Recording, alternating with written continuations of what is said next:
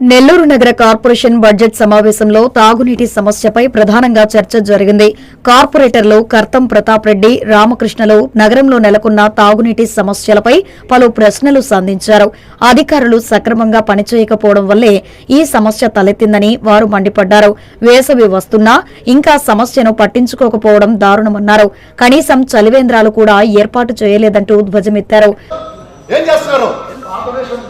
వచ్చి నెల 3 సార్లు ఒకరోజు సంఘంలో రిపేర్ అంటారు, ఒకరోజు ఎరగాలమ్మ పరమేశ్వరం గుడి దగ్గర రిపేర్ అంటారు, ఇంకో దగ్గర రిపేర్ అంటారు, సెటర్ పడిపోయింది అంటారు.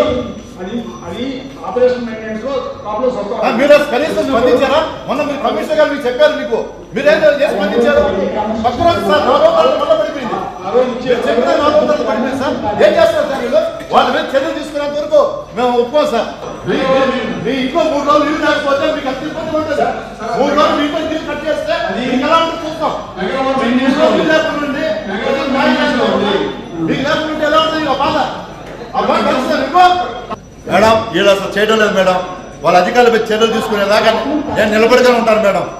ఈరోజు ఇక్కడే ఉంటాను, నిలబడుకొని ఉంటాను. లేదు మేడం, మీరు బడ్జెట్ పెట్టుకోండి, నేను నిరసన తెలియజేస్తానే ఉంటాను. ఇది కరెక్ట్గా 2 సంవత్సరాల నుంచి 3 సంవత్సరాల నుంచి పనిచేయడం లేదు. ఇక్కడ వాటర్ ప్రజలకు చాలా అవసరం ఉంది.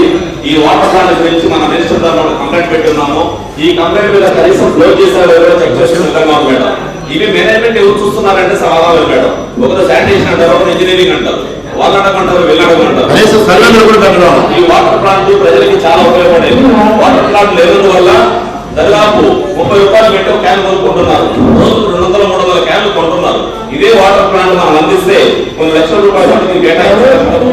దీనిపై స్పందించిన మేయర్ శ్రవంతి కమిషనర్ను వివరణ కోరగా ఆయన స్పందిస్తూ తాగునీటి ఎద్దడి నివారణకు అన్ని విధాల చర్యలు తీసుకుంటున్నామన్నారు.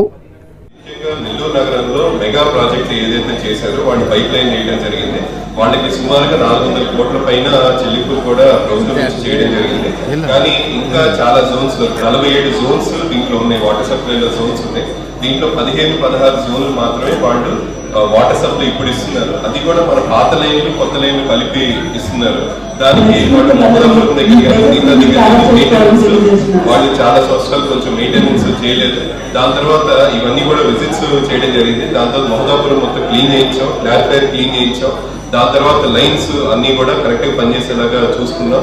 ఏదైతే సమస్యలు వస్తున్నాయో దాని మీద కూడా గౌరవ సభ్యులు కూడా దృష్టి తీసుకురావడం జరిగింది. PGRS ఇవ్వడం జరిగింది.